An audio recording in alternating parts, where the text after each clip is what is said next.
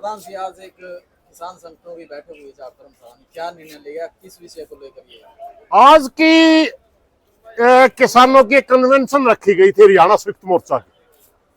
उसका स्पेशल मकसद था कि भारत के ऊर्जा मंत्री मनोहर लाल खट्टर का एक बयान आया था कि हम हरियाणा के अंदर स्मार्ट मीटर लगाएंगे। उसके विरोध में आज से 1 महीना पहले हमने पूरे प्रदेश के किसान संगठनों की एक कन्वेंशन बुलाई थी। हालात बदलने की वजह से प्रदेश में बाढ़ की स्थिति बन गई, या भारत सरकार जो प्रधानमंत्री किसानों के पीछे छुप के कह रहा था कि मैं अमेरिका के सामने नहीं झुकूंगा, उसने भी 11% का टैरिफ रेट नरमा पे जो लगता था वो हटा लिया। इन स्थितियों को देख करके हमारे 3 मुद्दे बन गए। असल मुद्दा हमारा आज का जो कन्वेंशन रखी थी, बिजली में रखी थी, और बिजली के कर्मचारियों के संगठन और बिजली के एक्सपर्ट ही हमने उनसे बुला रखे थे। इसका हमने जहां तक समझा है, प्रीपेड मीटर लगने का मतलब है किसान और मजदूर से बिजली को छीनना, यानी गरीब आदमी के बस की बात नहीं रहेगी। इसलिए पूरे हरियाणा संयुक्त मोर्चा ने घोषणा करी है, किसी भी गांव में अगर कोई बिजली कर्मचारी स्मार्ट मीटर लगाने के लिए आता है, उस गांव से हम प्रार्थना करते हैं तुरंत संयुक्त मोर्चा के किसी नेता से संपर्क करें। और संयुक्त मोर्चा का किसी भी नेता को अगर पता चल जाता है कि फला गांव में स्मार्ट मीटर लगाने आ रहे हैं, वो सारा का सारा संयुक्त मोर्चा को बुलाएगा और हम सारे के सारे साथी जाकर के उसका विरोध करेंगे और हरियाणा प्रदेश के गांव में स्मार्ट मीटर नहीं लगने देंगे। एक मुद्दा हमारा ये। दूसरा, आदिमान साहब, दूसरा हमारा भारत का प्रधानमंत्री बड़ा धोखा कर रहा है। उसने कहा एक दक्षिण भारत की रैली में आके कि मैं देश के किसानों के लिए बड़ी से बड़ी कुर्बानी दूंगा, और वास्तविकता क्या निकली? दुनिया के अंदर सबसे ज्यादा उत्पादन नरमा का अमेरिका ही करता है। रुई के ऊपर 11% टैरिफ लगता था।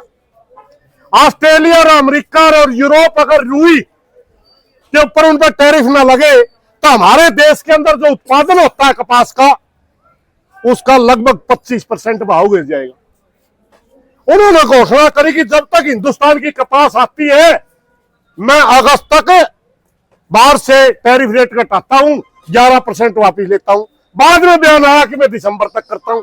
यानी सीधा सीधा आप जो किसानों के पीछे छुप करके अपना चेहरा बचा रहे थे, आज आपका चेहरा नंगा हो गया। आपने नरमा के किसान को बिल्कुल मार दिया, क्योंकि 25% रेट घट गया। इसका भी हम पुरजोर आज हमने विरोध किया।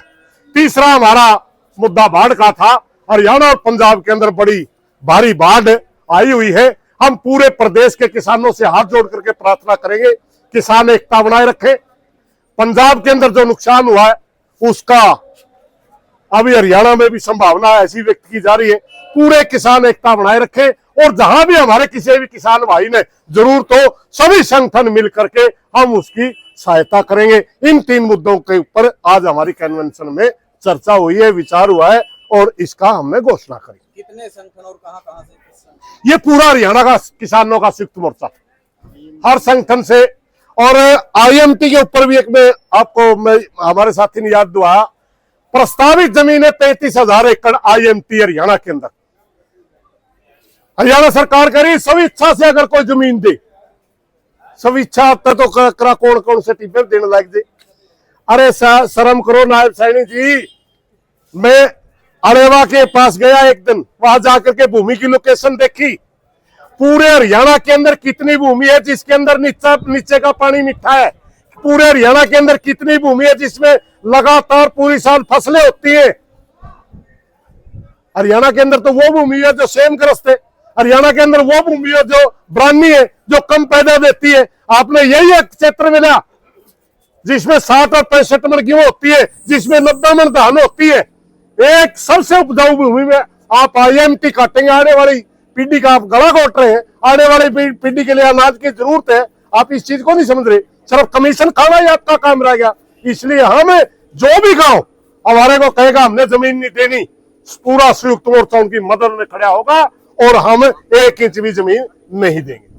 प्रधान जी, आपके खिलाफ एक नोटिस जो है सोशल मीडिया पर वायरल है कि आप डराते हैं, धमकाते हैं, लोगों को और दहशत फैलाते हैं, क्या? भाई नोटिस तो सारा संयुक्त मोर्चा के रोज आवे, लेकिन उस नोटिस की लैंग्वेज इतनी गंदी है जिस SHO ने भेजा है, मैंने उसने कहा इतना शर्म आई थोड़ी बहुत।